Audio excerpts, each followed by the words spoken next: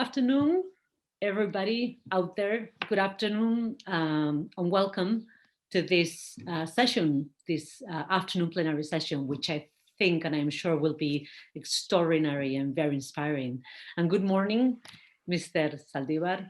9:30 in the morning, where he is. So good morning and good afternoon. I hope you, all of you out there, are in good health and keeping your hope and your alegría up. Please never lose hope and alegría.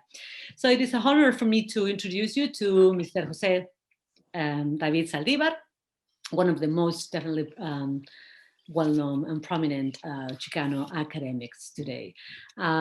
He is professor of comparative literature and CCSRE, Center for Comparative Studies in Race and Ethnicity, by courtesy of the Department of Iberian and Latin American Studies at the University of Stanford, where he's also a member of the Steering Committee for Modern Thought and Literature.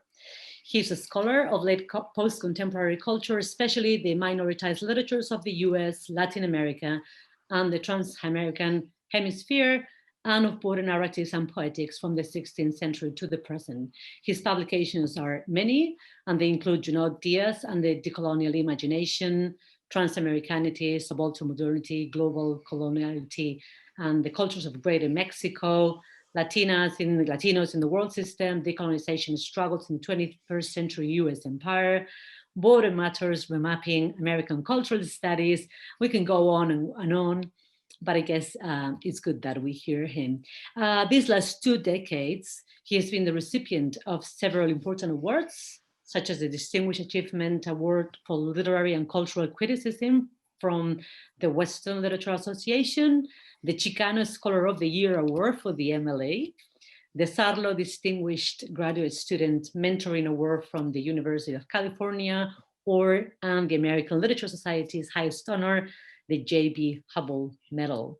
Congratulations for all those awards. So it is a pleasure for me to give the word to him. He's going to talk to us about Junot Díaz, and in particular about the short story Monstro, among many other things. And the title of his presentation is Imagining the Deterioration of the Earth and the Breakdown of Vulture, Capitalism, Junot Díaz's Monstro.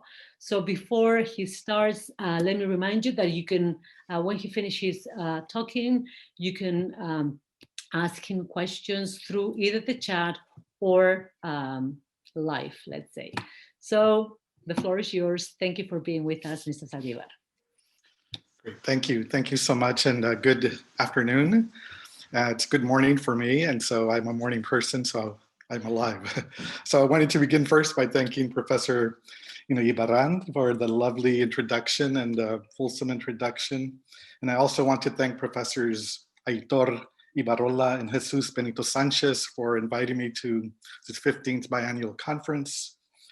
And I also want to give a shout out to some of my colleagues in Spain that I've met in previous, in the United States and organizations. I'd like to thank and say hello to Carmen Mendez Garcia, Ana Maria Manzanas Calvo, who unfortunately won't be able to hear me this morning, and as well as Tom Byers, who is in Madrid, but hosted many international symposia through Louisville and came to the West Coast, and I met a lot of colleagues from around the world.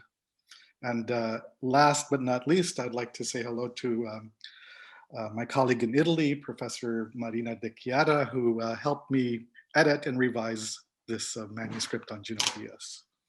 My presentation has 3 parts. In part 1, I will analyze Junot Díaz's autobiographical essay, The Silence, and the reaction and the scandal that occurred after that essay appeared. I will then provide a very brief backstory to the book that I've just completed on Junot Díaz. And then, of course, I will speak about the short story, the cuento Monstro. So those are the directions. So let me go ahead and get started. And as I said, I will time myself. My alarm will go off and I will stop.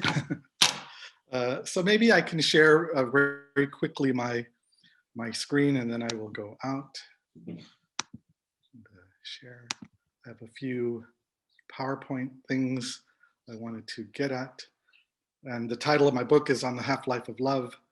Let's see if I can. And I wanted to begin with the epigraph to my book. And it's from Toni Morrison from a meeting she had with Junot Díaz 2 years before she died. She says, I believe I read your stories and they were so interesting to me. Those stories or whatever I read, I have short-term memory loss. You have to understand, I'm 86, so I get to forget things. And she then goes on to say how startled she was by the language of Junot Díaz. It was so real and intelligent and wild. There was a wildness as well as some deep intelligence. And I didn't think the combination of the two was possible in recent literature. Yours struck me quite immediately, and it wasn't just a combination of words from Santo Domingo or curse words or grammatical uniqueness. It was provocative, but there was something so human in the nostalgia and then the knowing of human beings. I don't know anybody who writes like that the way you do, but it's very fetching and I look forward to more and more and more. Now, the sentence that stuck out to me and why I use it as the epigraph to my book was a sentence that she said that there was something human in the nostalgia and in the knowing of human beings. So typical of how Toni Morrison read other writers. In fact, she had written her master's thesis at Cornell, as many of you know, on William Faulkner. And she had focused her, or at least the first part of her thesis, the other half was on Virginia Woolf. And she focused on Quentin Compson in The Sound and the Fury and in Absalom, Absalom. And she said something similar about Quentin, that Quentin was so human in his nostalgia, but he didn't know human beings. In other words, he was alienated from everything around him in the South, from Miss Rosa telling him about Setpin, about the Civil War, about the tragedy of slavery. And so I thought there was something that was echoing in what Morrison was saying about Junot Díaz. I'll quickly go through my slides because I don't have that many. So the first, this one, I love this cover of La Breve y Maravillosa Vida de Oscar Wilde. It's the Dominican Republic version. It's very few copies in the world, and I'm still looking for one. But I love the surreal quality, the Afrofuturist, Caribbean Afrofuturism of the cover.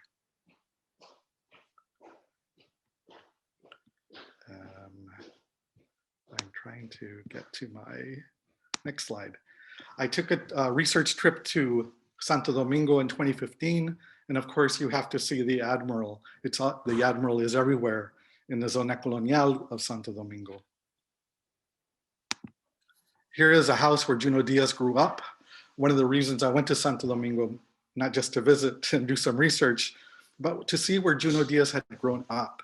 And he grew up in a neighborhood, a very impoverished neighborhood of Santo Domingo called Villa Juana. And it was Sumner Wells Gaia 21.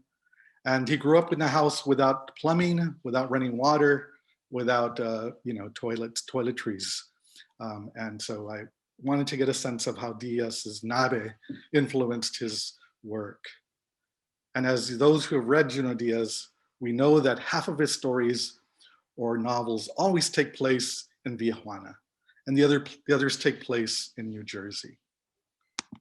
Here's the same house after it was reconstructed in this kind of Gehry-like way of bunker LA kind of quality of urban kind of postmodernism. After he won the Pulitzer Prize, he bought the house and he redid it for his family. Very different vibe. Here's a kind of collage of Junot and his brother Rafael and his mother Verdudes.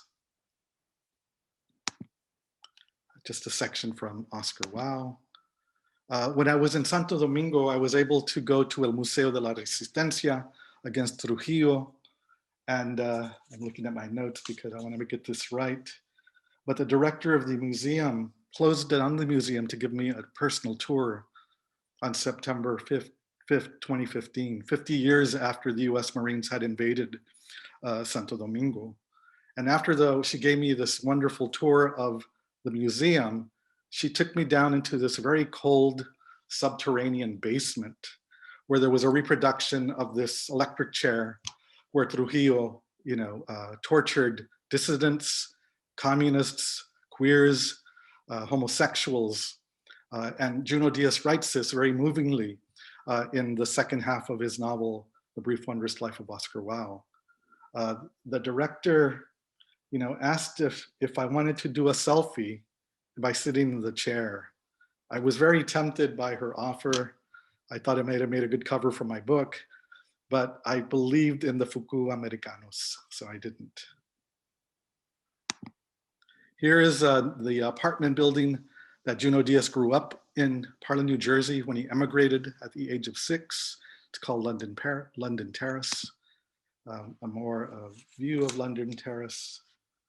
And I think I'm getting close. But this global landfill is directly behind the apartment building that Junot Díaz grew up in. And he told me when I was visiting Junot Díaz country in New Jersey that I had to take a photograph of what he saw every morning as he woke up as a young boy. This mound of death, this mound of late capital modernity, this mound of fire and the Anthropocene. So Junot Díaz writes about this landfill, of course, in an early story from his MFA thesis at Cornell called London Terrace. And he writes that it's moist, it's alive, it's heaving, and I interpret, it was later published as Invierno. So he changed the title. He publishes it 20 years after he had written it at Cornell, and it appears for the first time in This Is How You Lose Her. In other words, it stands for monumentality, but symbolizes Anthropocenic death. So just very quickly, I wanted to start with some slides, and I will my talk. Part 1. In January 2017, President Barack Obama explained to the New York Times Machiko Katutani that Junot Díaz, along with Dave Eggers, Colson Whitehead, Zadie Smith, Jhumpa Lahiri, and Barbara Kingsolver had helped him get through his 8 vexed years as the first African-American president of the United States. Díaz's fiction, Obama said, helped him understand, quote, a very particular immigrant experience, end quote, in which Díaz's characters, quote, longed for this better place, and while also feeling displaced, Obama wrote. And while Díaz's characters found expression in his well-crafted fiction, the story of Díaz himself is still in process. The writer-activist, the professor, the immigrant, will in the coming years write more novels, craft more short story collections, publish more essays like the recent one that he wrote from Tokyo called Masks. And it's a story of how Junot had to wear a mask and it became part of his face, a medical mask, during the COVID-19 pandemic. And he will unveil still unknown parts of himself and the sources of his lifelong depression and of his imaginative inventiveness. The truths of those works are the futures to unpack. In an earlier version of my presentation, really the preface to my book, I started with a notice that readers attempting to find revelations about the author will be disappointed. Díaz's autobiographical essay entitled The Silence, The Legacy of Childhood Trauma, published in The New Yorker in 2018, however, changed everything. In this essay, Díaz revealed that at 8 years old, he had been raped by a quote unquote grown-up that he truly trusted, end quote. The resulting psychological traumas followed him for decades. As a result of his sexual violación, as he called it in Spanish, Díaz confessed that he not only had suffered from a lifetime of terror, of depression, agony, shame, self-recrimination, addiction, and asco, nausea, but that it casi me destruyó, he wrote. It almost destroyed me. At 11 years old, he suffered uncontrollable rage. By 13, he had stopped being able to look at himself in the mirror. And by 14, he had put one of his father's guns to his head, the very gun that came from Santo Domingo. His father had been a member of the secret police under Belagar and Trujillo. Throughout his adolescence, Díaz emphasized that he had nightmares about endless sexual violations, attacks by his brothers, his father, his teachers, and his high school friends. By high school, Díaz, once a student enrolled in a gifted and talented program in New Jersey, had been booted out for truancy. He returned to Stephen King novels for solace, though to no avail. Again, he attempted to kill himself by, quote, swallowing all of the leftover drugs, end quote, from his older brother Rafael's leukemia cancer treatments. By the time he enrolled at Rutgers, the State University of New Jersey, Díaz had not only buried the boy who had been raped, but also had worked to, quote, lock his traumas behind what he characterized as, quote, an adamantine mask of normalcy. So one of the important symbols or images that I trace throughout his writings is the notion of the mask. Not only the mask of normalcy, but what Foucault in The History of Sexuality said, that power does not indirectly terrorize the subject, but it adapts it directly in normalizing us. So the whole question of normalization, the masking of the self. Also, I think Díaz was alluding to Frantz Fanon, Black Skin, White Masks, in his work. That normalcy, one might imagine, was itself a weighty fiction.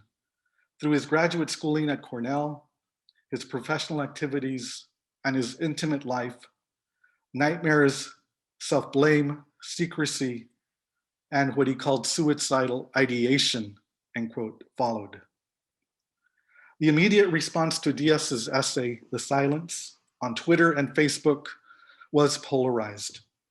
Some responses were thankful that the essay's narrator, Díaz himself, was honest about having experienced trauma, was open about having been in pain for most of his life.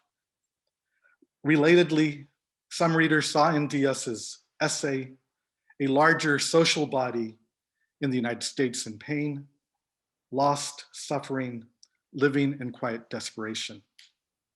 Soon after the Díaz's New Yorker essay appeared, the writer and Occidental instructor of creative writing, Zinzi Clemens, stood up at a writers' conference, and after asking Díaz about the essay, The Silence, accused him of treating her and harassing her some 6 years before.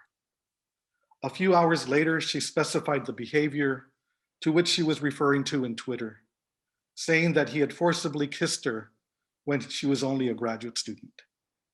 Her claim then set off another accusation of bullying behavior. At the University of Iowa workshop, during the Q&A, Díaz had bluntly disagreed with an audience member who had accused him of being the same as his misogynist fictional character, Junior de las Casas. It turned out that the Q&A had been recorded, and in fact, if people listening to the recording found no bullying whatsoever through the accuser, Carmen Maria Machado. By these and other reviewers' accounts, critics posited that Díaz's behavior of bullying, of aggressive advances, was appalling, and that his imaginative work thematized and championed heteropatriarchal normalization and uncritical misogyny. Nobody is arguing against Díaz's behavior, his appalling behavior, myself included. I do argue, however, in my book, that Díaz's fiction allows readers to confront heteropatriarchal dominance in our culture and society. In the words of feminist Latinx critics Yomaira Figueroa in her brand new book, Decolonizing Diaspora, and Paula Moya in her essay in the Decolonial Imagination, they write, Díaz's fiction empowers readers to, quote, bear witness to the ways in which coloniality exerts power over and commits violence upon bodies deemed to be insignificant, and to theorize race and intersectionality in our present moment. Almost overnight, calls for the boycotting of Díaz's fiction went viral. On Facebook and Twitter, Díaz was cast as, quote, a bizarre person, a predator, a virulent misogynist, and as an aggressor. In an op-ed piece in the Chronicle of Higher Education, a number of prominent Latinx and South Asian feminists responded to these portrayals in the media by calling for more patient and analysis, criticizing the viral admissions of Díaz's behavior as part of a broader infrastructure of snap judgment. And as the book goes to press, the debate about Díaz's behavior and future has in fact quieted, for Díaz has been cleared by all the institutions with which he works, even as its detractors have succeeded in marginalizing him. Now, I do not pretend in my book to look prophetically into the future and critically analyze his writing career as a whole. I mostly look backward, for as the historical sociologist Emanuel Wallerstein has mentioned, one can only predict the past. From Díaz's early years in Santo Domingo and his public school education in Parlin, New Jersey, to our present moment, through an interpretive commentary that restricts itself to the repertoire of meanings in Díaz's literary texts, I explore the role of the imagination and how it's crucial to the functioning of his fiction. He allows us to experience what the German literary theorist Wilfried Fluke calls negative aesthetics. That is to say, something that is not literally represented on the page, compelling readers to provide links across the many gaps, the many blanks, the many páginas en blanco, created by the author's suspension of relations of meaning. In other words, negative aesthetics is literature's potential, I argue, to expose the hegemonic deficiencies of our accepted systems of thought. So that's the end of part one. Part two. Here is a very brief backstory of my book. In 2003, Díaz, along with Edwidge Danticat, the Haitian-American writer, had been invited to the University of California, Berkeley, where I taught at the time, to be keynote speakers at a conference organized by graduate students in the departments of history and the Department of Comparative Literature. A week before the conference, the organizers asked and informed me that I would also be joining Díaz and Danticat. I mean, what a way to prepare for a conference to join Junot, Díaz, and Edwidge Danticat. Well, I had taught Díaz's debut book of stories, Drown, and Danticat's Crick Crack. I had not met either of them before, and that's how my relationship with them started at the conference. Fast forward to the end of the decade, Díaz had by then published to great fanfare and critical acclaim his novel, The Brief Wondrous Life of Oscar Wilde. I had moved mid-year from Berkeley to Duke, and then quickly moved to Stanford University, and had written during the 2010 winter quarter a long draft of an essay conjecturing on world literature and Díaz's concept of the Fuku Americanos. And for those who have read Oscar Wilde, maybe I could just very quickly read a sentence from the beginning of the novel. He writes, "They say it came from Africa, carried in the screams of the enslaved, that it was a deathbane of the Tianos, uttered just as one world perished and another began, that it was a demon drawn in the creation from the nightmare door that was cracked open in the Antilles.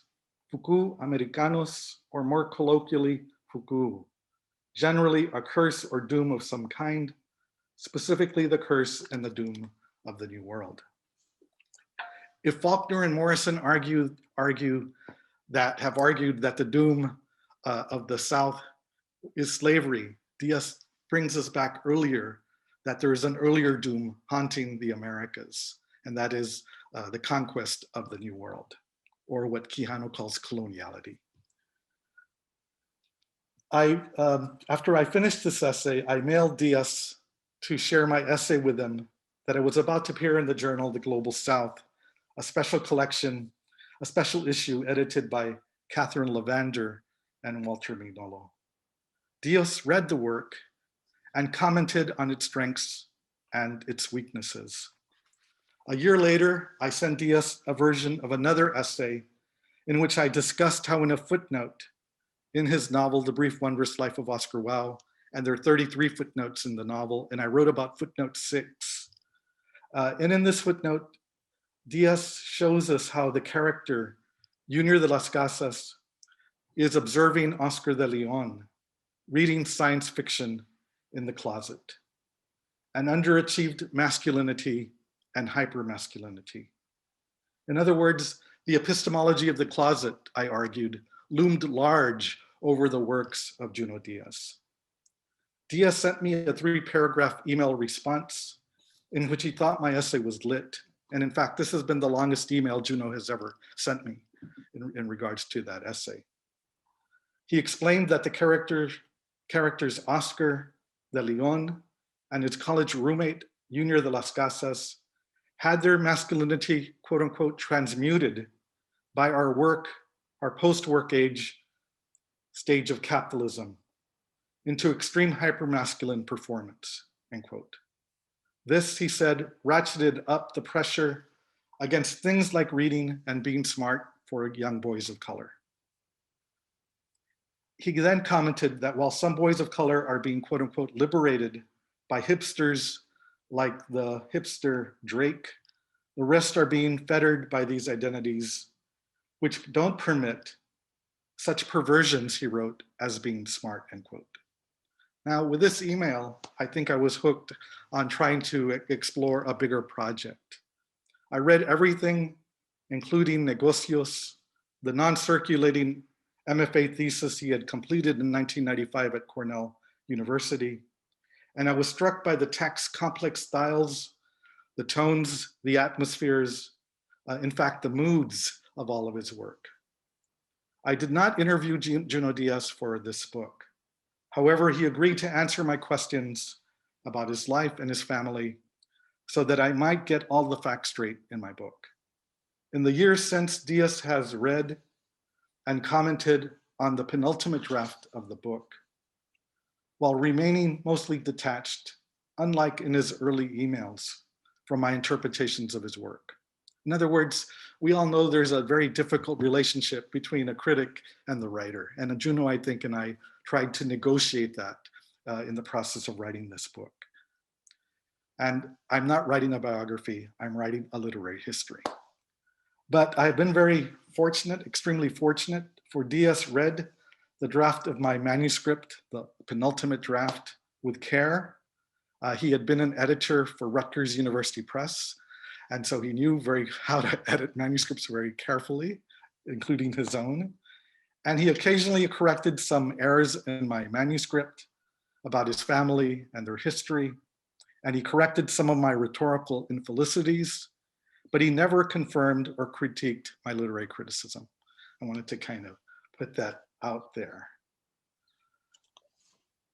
Now, like the Chileno writer, late writer Roberto Bolaño, and his post-boom stories and novels about the global abyss of the world, his imagined Santa Teresa, Mexico, on the Mexico-US border, in Los Detectives Salvajes, The Savage Detectives, and 2666, Díaz's works engage in fictional world-making by focusing on how the loser always yields more from a literary point of view than from the winner. And I think this is a perspective that Junot Díaz gets from Roberto Bolaño.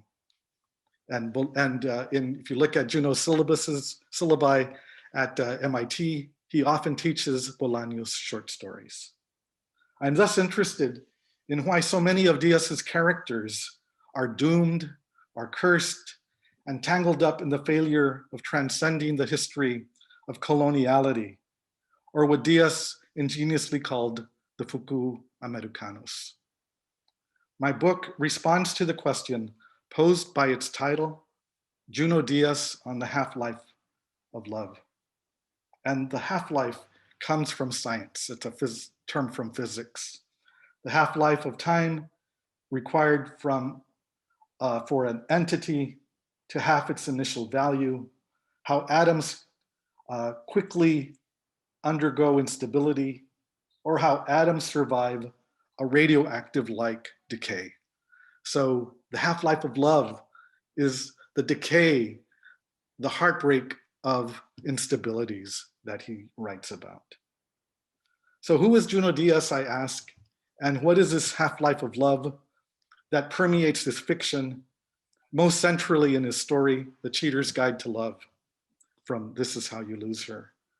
Do his characters' passions triumph over experience? Are Junior de las Casas, or Lola de Leon, or Oscar de Leon, we might include Belly de Leon as well, are they wise when they fall in love? Or when they experience the radioactive-like decay of heartbreak?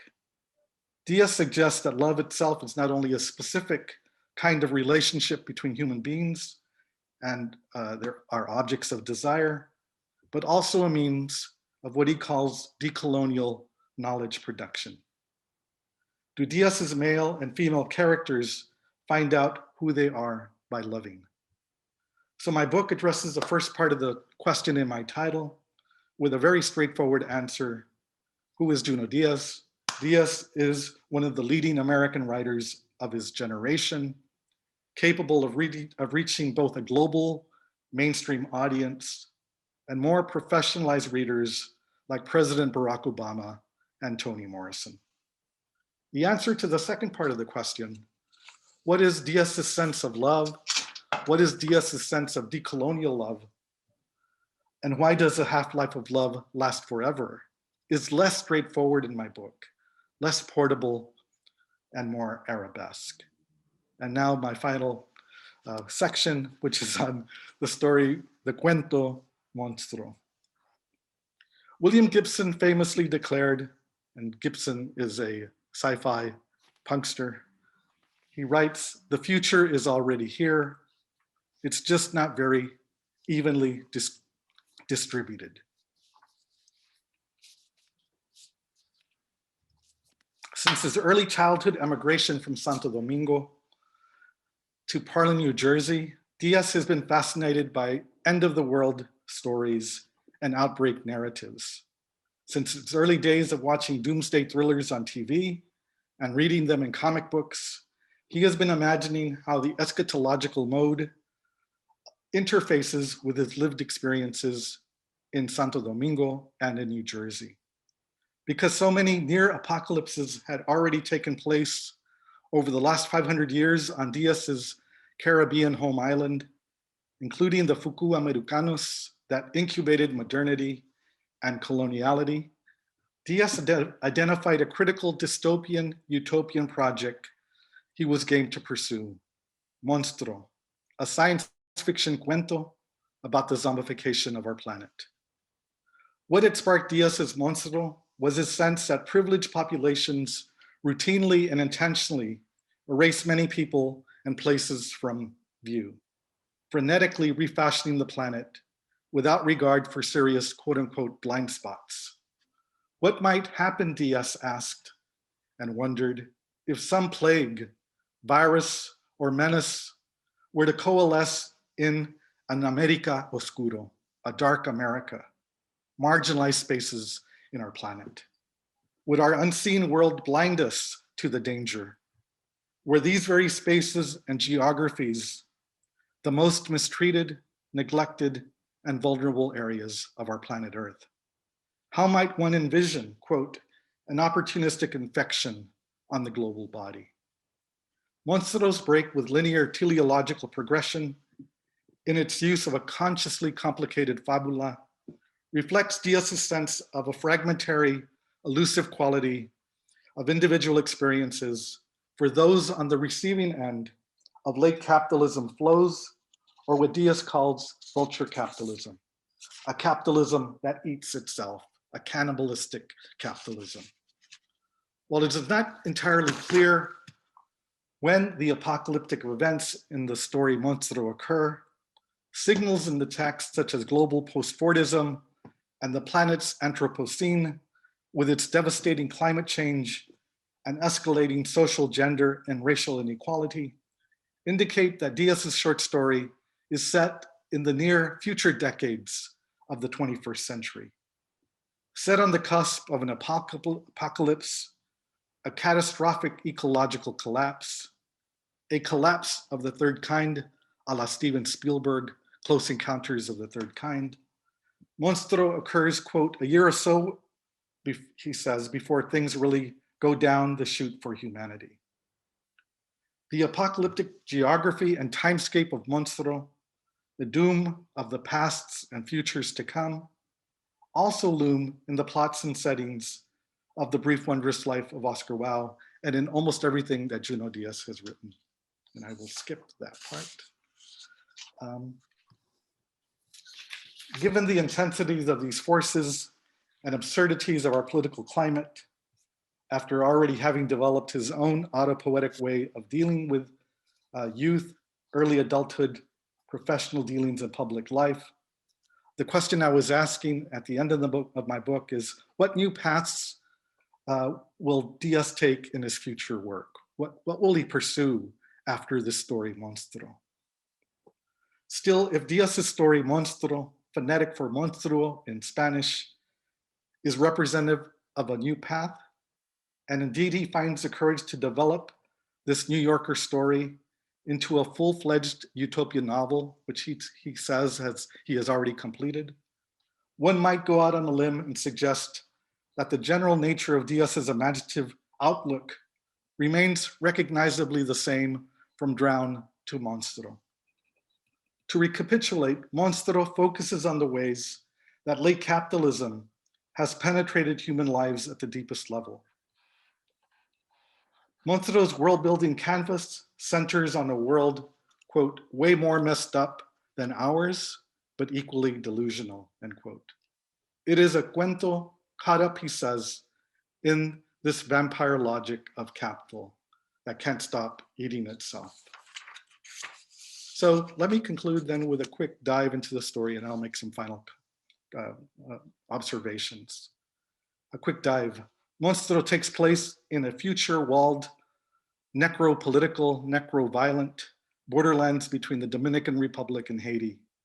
The unnamed 19-year-old narrator, an Afro-Dominicano from the Ivy League, returns to Santo Domingo the summer after completing his work at Brown University, arriving in time to care for his ailing mother.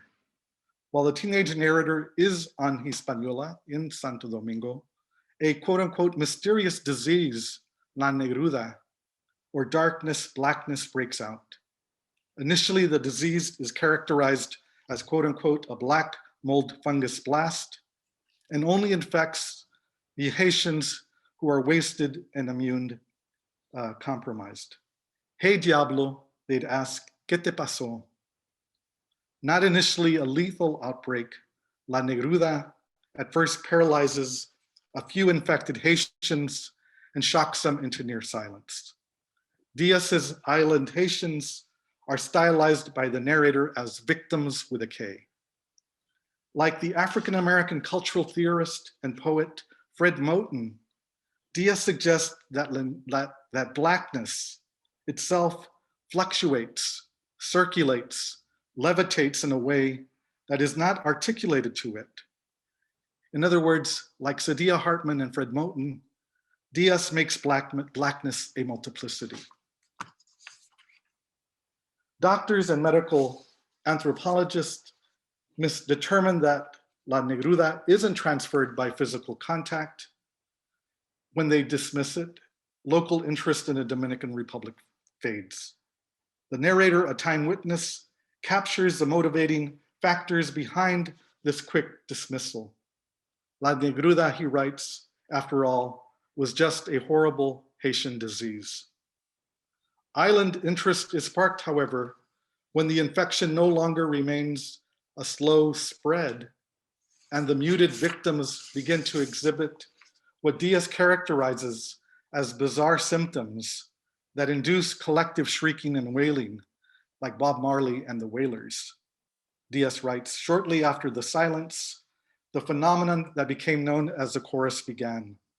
The entire population simultaneously let out a bizarre shriek, 2-3 times a day, starting together, ending together, and in gathering compulsion.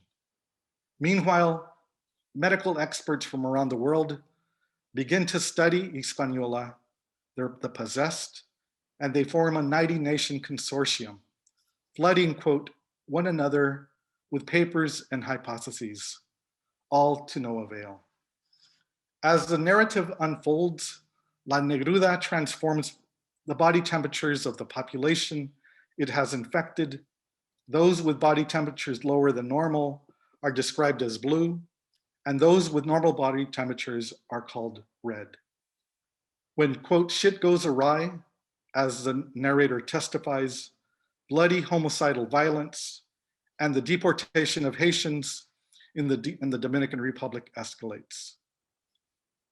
Borders are sealed and people are massacred in relocation camps surrounding Port-au-Prince. Now, if I had more time, I would say much more about camp thinking coming from Agamben and Paul Gilroy, but I don't have time. Haiti is quarantined. 200,000 Haitians attempt to flee from the outbreak, and eventually a US-controlled Air Force bomber squad based in Puerto Rico, no less, drops a nuke on Port-au-Prince. The resulting pulse, quote, fritzes all flatline communicators, freezing all electrical mechanized activity on the island. Díaz's New York cuento, Monstro, ends with a dead zone fully enveloping Hispaniola and a 600-mile chunk of the Caribbean. The human species itself metamorphizes, quote, 40-foot-tall cannibal motherfuckers running loose, end quote, wreaking havoc on the island. And Díaz's Afro-Dominican narrator and his best friend and college roommate, Alex, and their compañera, Misty, prepare to embark for the island's hot zone. An infected frontera, an infected borderlands to see for themselves, borderlands, Polaroids in hand, what the planet really looks like after it's been zombified. Let me see how much time. Okay, I have a little bit of time left. We've got like 13 minutes left. Yes, in fact, I will finish before that. So, as I have argued in this presentation, with The Brief Wondrous Life of Oscar Wilde, Díaz's outbreak fiction is embedded within the logic of what the historical sociologist, the late historical sociologist, Aníbal Quijano, called the coloniality of power and Americanity. Monstro fulfills the sci-fi's impulse to imagine an end of the world by narrativizing a disruptive event and eliciting a revelation, unveiling a revelation, the textbook definition of an apocalypse. Very much like the work of ecological disasters, including the uptick in killer floods and hurricanes on our planet is currently enduring, not to speak of COVID-19, Monstro not only washes away the surfaces of our culture and society, but also in the secret logic embedded in the cuentos simultaneity. And I follow here the work of Ricardo Piglia in his thesis on the short story, where Piglia, like Hemingway, says that the cuento always tells two stories. They always tell two stories, like Hemingway's iceberg and what's underneath it. And there's two logics, according to Piglia, in the short story: the logic of causality and the logic of literature with a capital L. Now, these two logics never are resolved, according to Piglia, but they come together in the intersticios of the cuento, in their simultaneity. And this is how I'm trying to read Díaz's fiction. So in other words, Díaz exposes an underlying power structure, the injustices, the pattern of corruption, and unacknowledged inequalities in his stories.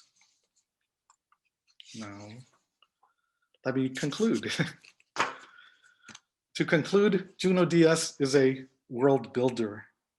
His political acumen makes his speculation about our future feel present, as well as trying out a not so radiant future. He sees Monstro as the realism of our times. How do readers hear his statements about Port-au-Prince and Santo Domingo's outbreak of Blackness? Do we hear the word Blackness and what we hear today, COVID-19, and automatically start thinking about dystopia? When I recently taught Monstro last week at Stanford, my students immediately told me that sci-fi like Díaz's story is about predicting the future. And while I mostly agreed with them, I told them that that isn't exactly true. That would be a high bar for science fiction to get over. It would always be failing. But Díaz's Monstro is more, I suggested a modeling exercise or a way of thinking, a thought experiment. I also said to them something slightly different. And my students were straight out of high school, 19-year-old, 20. Now that we have passed the anniversary of one of our most disruptive public events in our history, COVID-19, we are all in a sci-fi story now, I told them. We're all sci-fi writers because of the mental habit we all have, that we all embody. For instance, you have hopes, I told them, and then you plan to fulfill them. I told them I had hopes of coming to Bilbao, Spain. I had hopes of coming to Europe, and that was very utopian of my planning. So we all have hopes. Meanwhile, you have in the middle of the night, fears, the very topic of our Spanish Association of American Studies conference. We have pesadillas in the middle of the night, that everything is falling apart, that it's not going to work out. And that's dystopian thinking. Díaz's Monstro is what it feels like right now to write a story. He can't avoid the planet. It's not about an individual wandering in their consciousness for themselves, which modernist writers often developed. Now there's society, now there's La Negruda, and the planet Earth. And these are science fiction relationships. Díaz's Monstro teaches us what role American literary thinking can have in helping to cultivate human resilience during the era known as the Anthropocene, a concept that designates the deterioration of the Earth that human systems have wrought. Díaz develops a racially, ecologically attuned hermeneutic that decenters the human by centering the zombification of our planet and pays attention to the ethical dimension of scale, the materiality of the human body, and what Hayden White in his last book called the practical past, as opposed to what he called the historical past. Hayden White, as we know, said historians only write for other historians, and it's a very narrow world. He's advocating for a broader conception of the past that he calls the practical past. Here, the term practical is to be understood in Kant's, Foucault's, and Hayden White's sense of the ethical and the political, as born of the uniquely human awareness of doing something. We call upon the practical past of memory, of dream, of fantasy, of science fiction, and our imaginations when confronted by the question, what ought I to do, or what are we to do? Thank you. Thank you so much. Let me clap on behalf of Thank everyone. you. One clap. Okay. Thank you. So, I shouldn't be saying this, but as I This was a really extraordinary and inspiring talk. Thank you, Mr. Thank you. So we've got around 5-10 minutes maximum for questions and answers. So I ask the technicians to open the mics and maybe the cameras too, so we can see each other. Okay. And in the meantime, I just wanted to say that it is incredible the way your talk and Ana Manzana's talk this morning fit so well. Okay. The way she talked about monster as monstrare, but also a warning, monere, okay? Right, monere, right, of course. Yeah, and this short story in a way sounds like a warning to our today, okay? So thank you for that great talk. I am seeing everyone is joining us on the screen.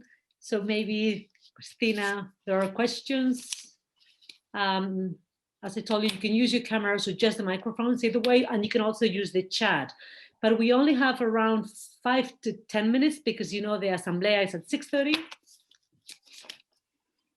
Anybody wants to ask something?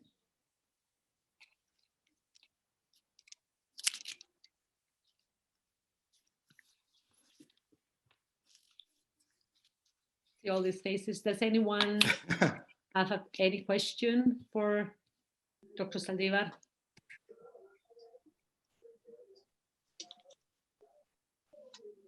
Someone speaking? I can tell.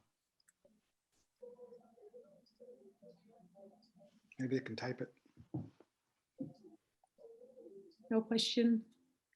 So let me ask you. Can I ask a question? Okay. Maya, I don't know. Isabel, hello, Isabel. Of I don't course. know how to. I don't know how to switch the what do you call it? The not the microphone, the video on. Let me see if you can see me. I don't know how to do it. You can just, we see your photograph, so we are We see a photograph. thinking about So you. Anyway, we can hear you. And we can hear you. José David, it's very good to see you again. We met in I think it was Berkeley, because I was an attendee to Tom Byers' Louisville seminar some 20 years ago. And right, and I don't know what I presented on, but it wasn't Díaz. We're actually very good friends. So right. My question, let me see if it's a pity that we can't see each other. I don't know how to activate my video. Anyway, you are hearing me. I was, because you have met Junot, Díaz, and you have spoken to him. Click on your screen and that will activate your camera. There. Yes. Click on your screen. Okay, just 1 second. Well, I don't know how to. Yeah, now. Yes, now. Well, now they made it possible for me. So, because the first part of your talk was on the viral scandal after Junot Díaz was accused of, being a bully and being a sexual harasser and all of that. Actually, it reached us, because I remember very well, I've been the president of SAAS in the past. I remember very well, I think it was in the Salamanca conference or the previous one in Madrid, which we hosted in Madrid at the Complutense. He was one of the names mentioned as a guest speaker. And, it was said, no, it's not advised, because there is this controversy. We may be accused of not paying attention to what is going on about this and that and the other. And I must tell you, we were absolutely, we were more or less influenced by all this talk that was going on about these issues. So now I regret it, after having heard your version, which is not as correct as we all thought it was.